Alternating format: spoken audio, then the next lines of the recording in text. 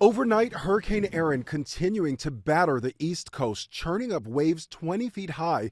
Lifeguards on New York's Long Island racing to save a surfer slammed into rocks by the powerful surf. A state of emergency declared in New Jersey. Along the shore, the rough surf plus high tide flooding coastal communities.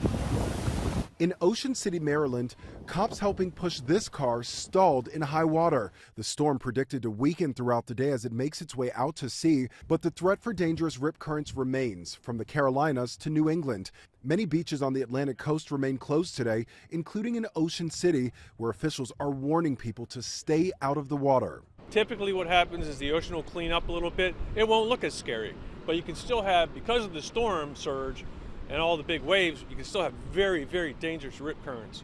The storm brought strong swells to North Carolina's Outer Banks, flooding homes and washing out roads. Crews now working to clear water and sand from Highway 12, the main route running along the islands. And in Emerald Isle, volunteers are scrambling to save any remaining sea turtle eggs after many of their nests were destroyed by the hurricane. Meanwhile, in the west, a different problem. It's hot. It is hot. It's brutal. Residents in Southern California now facing the summer's most dangerous heat wave.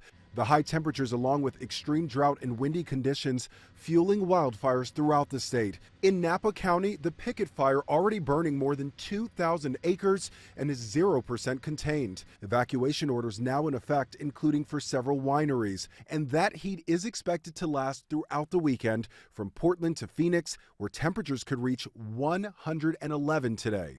Lionel Moyes, ABC News, New York.